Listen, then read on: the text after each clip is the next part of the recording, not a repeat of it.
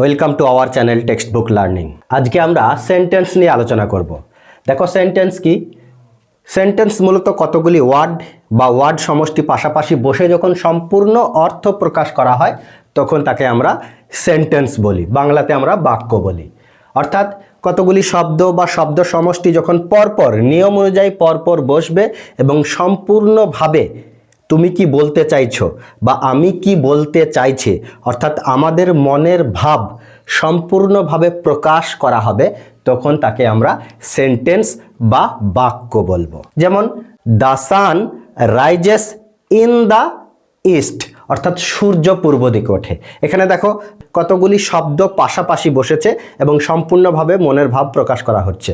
অর্থাৎ বলা হচ্ছে যে সূর্য পূর্ব দিকে ওঠে। এই যে শব্দগুলি পাশাপাশি বসে আমি যেটা বলতে চাইলাম সেটা সম্পূর্ণভাবে প্রকাশ পেল, সেটাই হচ্ছে সেন্টেন্স বা বাক্য।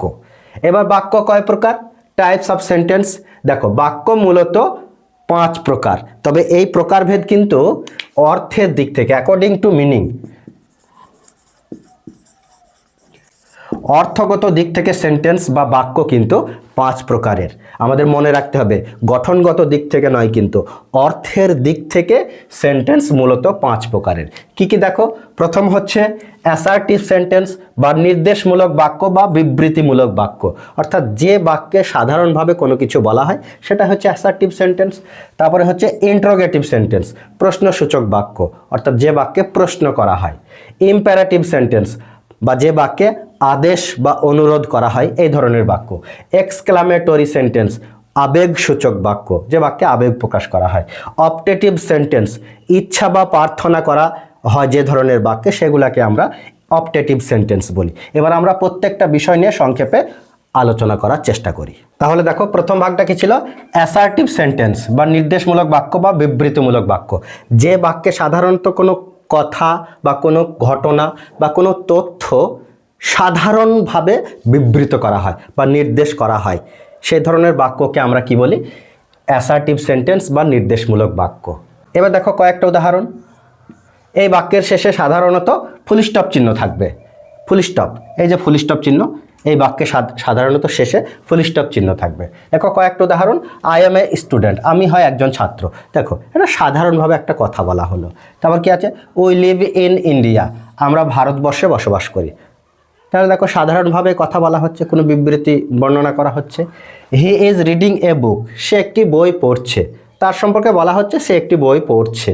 তাহলে এটাও সাধারণ ঘটনা, সাধারণ বাক্য, অর্থাৎ assertive sentence. She plays football, সে ফুটবল খেলে, সাধারণভাবে বলা হচ্ছে। তাহলে এইগুলা হচ্ছে অ্যাসার্টিভ সেন্টেন্স। নেক্সট কি আছে দেখো? ইন্টারোগেটিভ সেন্টেন্স, যার অর্থ হচ্ছে প্রশ্নসূচক বা জিজ্ঞাসাসূচক বাক্য। যে ধরনের বাক্যে কোনো প্রশ্ন বা জিজ্ঞাসা করা হয় সেই ধরনের বাক্যকে আমরা ইন্টারোগেটিভ সেন্টেন্স বলে থাকি, বাংলায় প্রশ্নসূচক বাক্য। এই ধরনের বাক্যের শেষে সাধারণত এই কোশ্চেন মার্ক থাকে, সাধারণত নয়, এই ধরনের বাক্যে শেষে অবশ্যই কোশ্চেন মার্ক থাকবে। তাহলে দেখো কয়েকটা উদাহরণ। আর ইউ রেডি, তুমি কি প্রস্তুত? তুমি কি প্রস্তুত? দেখো জিজ্ঞাসা করা হচ্ছে, তুমি কি প্রস্তুত? এই শেষে জিজ্ঞাসা চিহ্ন রয়েছে সেজন্য। নেক্সট কি আছে?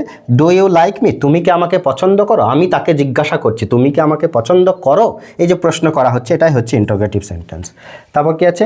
ডু ইউ লাইক ম্যাঙ্গো, তুমি কি আম পছন্দ করো? তাকে জিজ্ঞাসা করা হচ্ছে তুমি কি আম পছন্দ করো, তাই এটা হচ্ছে ইন্টারোগেটিভ সেন্টেন্স। তারপর কি আছে? হোয়ার ডু ইউ লিভ, তুমি কোথায় বাস করো বা তুমি কোথায় থাকো, এই যে জিজ্ঞাসা করা হচ্ছে, তাহলে এটাই হচ্ছে ইন্টারোগেটিভ সেন্টেন্স। অবশ্যই শেষে কোশ্চেন মার্ক থাকবে। নেক্সট দেখো ইম্পারেটিভ সেন্টেন্স, অর্থাৎ আদেশ, উপদেশ বা অনুরোধমূলক বাক্য। তাহলে যে সমস্ত বাক্যে বা যে ধরনের বাক্যে কোনো আদেশ করা হয় বা উপদেশ দেওয়া হয়, অনুরোধ করা হয় বা নিষেধ করা হয়, এই ধরনের বাক্যকে ইম্পারেটিভ সেন্টেন্স বলা হয়। এবার এই ধরনের বাক্যে সাবজেক্টটি সবসময় লুকিয়ে থাকবে।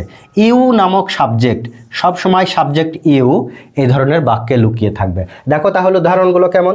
প্রথম, open the door, open the door, দরজাটি খুলো। দেখো আমি কিন্তু কাউকে বলছি ওপেন দ্য ডোর, আমার সামনে হয়তো কেউ আছে, অর্থাৎ বলা হচ্ছে যে তুমি দরজাটি খুলো, তাই না? এখানে দেখো ইউ বা তুমি কিন্তু নাই, এই যে ইউ নামক সাবজেক্ট, তুমি কিন্তু এখানে নাই, অর্থাৎ এই ধরনের বাক্যে ইউ নামক সাবজেক্টটা অবশ্যই লুকিয়ে থাকবে। এখানে আদেশ করা হচ্ছে দরজাটা খোলো। নেক্সট, প্লিজ হেল্প মি, আমাকে সাহায্য করো দয়া করে। দেখো এখানে অনুরোধ করা হচ্ছে, এই ধরনের বাক্যে অনুরোধ করা হচ্ছে, আমি কাউকে বলছি যে তুমি আমাকে সাহায্য করো, তাই না?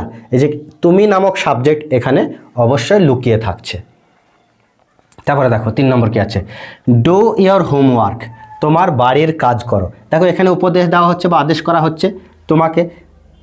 এখানে দেখো বলা হচ্ছে তুমি, এখানে তুমি কিন্তু রয়েছে, ডু ইয়োর হোমওয়ার্ক অর্থাৎ তুমি বাড়ির কাজ করো। এই যে আদেশ করা হচ্ছে বা উপদেশ দেওয়া হচ্ছে, এই ধরনের বাক্যই হচ্ছে ইম্পারেটিভ সেন্টেন্স। নেক্সট কি আছে, do not run in the sun, দৌড়িও না বা রোদে দৌড়াদৌড়ি করো না। তাহলে দেখো এখানে নিষেধ করা হচ্ছে। নেক্সট কি আছে দেখো, এক্সক্লামেটরি সেন্টেন্স বা আবেগসূচক বা বিস্ময়সূচক বাক্য। তাহলে যে ধরনের বাক্যে আবেগ প্রকাশ করা হবে বা আনন্দ, দুঃখ, বিস্ময় বা রাগ ইত্যাদি প্রকাশ করা হবে, সেই ধরনের বাক্যকে আমরা কি বলবো, এক্সক্লামেটরি সেন্টেন্স বা বিস্ময়সূচক বা আবেগসূচক বাক্য। এই ধরনের বাক্যে অবশ্যই একটা এই যে বিস্ময়সূচক চিহ্ন বা আবেগসূচক চিহ্ন এটা অবশ্যই থাকবে। তাহলে কোন ধরনের বাক্যে দেখো, হোয়াট এ বিউটিফুল ফ্লাওয়ার, কি সুন্দর ফুল। এই যে একটা আবেগ বা বিস্ময় প্রকাশ করা হচ্ছে, হোয়াট এ বিউটিফুল ফ্লাওয়ার, কি সুন্দর ফুল। এই যে আবেগ প্রকাশ করা হচ্ছে, বিস্ময় প্রকাশ করা হচ্ছে, এটাই হচ্ছে এক্সক্লামেটরি সেন্টেন্স। 2 নম্বর দেখো, হাউ হ্যাপি আই অ্যাম, আমি কত খুশি, আমি কত খুশি। এই যে আনন্দ প্রকাশ করা হলো, শেষে অবশ্যই বিস্ময়সূচক চিহ্ন রয়েছে। তারপর কি আছে, alas, high high, he is died, তিনি মারা গেছেন বা সে মারা গেছে। তাহলে দেখো অ্যালাস হাই হাই, এখানে দুঃখ প্রকাশ করা হচ্ছে। এই যে দুঃখ প্রকাশ করা হচ্ছে, তাই এটা অবশ্যই এক্সক্লামেটরি সেন্টেন্স। আর এখানে অবশ্যই বিস্ময়সূচক চিহ্ন রয়েছে। নেক্সট কি আছে, ওয়াও দিস ইজ অ্যামাজিং, এটা তো বিস্ময়কর। এখানেও দেখো একটা বিস্ময় বা আবেগ প্রকাশ করা হচ্ছে, আর এখানে অবশ্যই বিস্ময়সূচক চিহ্ন রয়েছে। এখানে বিস্ময় প্রকাশ করা হচ্ছে, আবেগ প্রকাশ করা হচ্ছে, এই ধরনের বাক্যকে আমরা এক্সক্লামেটরি সেন্টেন্স বলবো। তাহলে নেক্সট দেখো, অপটেটিভ সেন্টেন্স বা ইচ্ছা বা প্রার্থনামূলক বাক্য। তাহলে কি বলা হচ্ছে, যে ধরনের বাক্যে বা যে সমস্ত বাক্যে ইচ্ছা বা প্রার্থনা বা আশীর্বাদ বা কোনো অভিশাপ প্রকাশ করা হয়, সেই ধরনের বাক্যকে আমরা অপটেটিভ সেন্টেন্স বলে থাকি। এই ধরনের বাক্যে কি বলা হচ্ছে, এই বাক্যে সাধারণত মে শব্দটি ব্যবহার করা হয় এবং অনেক সময় বাক্যের শেষে বিস্ময়সূচক চিহ্নটি অনেক সময় থাকতে পারে, কিন্তু অবশ্যই মে শব্দটি অবশ্যই থাকবে এই অপটেটিভ সেন্টেন্সে। কয়েকটা উদাহরণ দেখো, কি বলা হচ্ছে, মে ইউ লিভ লং, অর্থাৎ তোমার জন্য প্রার্থনা করা হচ্ছে, তুমি দীর্ঘজীবী হও, অর্থাৎ তোমার জন্য আমি প্রার্থনা করছি, মে ইউ লিভ লং। তারপর কি আছে, মে আল্লাহ ব্লেস ইউ, আল্লাহ তোমাকে আশীর্বাদ করুক, আল্লাহ তোমাকে আশীর্বাদ করুক। এই যে একটা প্রার্থনা করা হলো তোমার জন্য, এই ধরনের বাক্যই হচ্ছে অপটেটিভ সেন্টেন্স। নেক্সট কি আছে, may you success in life, তুমি জীবনে সফল হও। এই যে তোমাকে আশীর্বাদ করা হলো, তুমি জীবনে সফল হও, এটাই হচ্ছে অপটেটিভ সেন্টেন্স। আর কি আছে, লং লিভ ইয়োর ফাদার, তোমার ফাদারের জন্য প্রার্থনা করা হচ্ছে, বলা হচ্ছে তোমার পিতা দীর্ঘজীবী হোক। এই যে প্রার্থনা, এটাই হচ্ছে অপটেটিভ সেন্টেন্স বা প্রার্থনামূলক বা ইচ্ছামূলক বাক্য। তাহলে এই ছিল আজকের আমাদের আলোচনা। ভিডিওটি ভালো লেগে থাকলে লাইক, কমেন্ট, শেয়ার এবং সাবস্ক্রাইব করে আমাদের পাশে থাকো। দেখা হচ্ছে নেক্সট কোনো ইন্টারেস্টিং টপিকের সঙ্গে।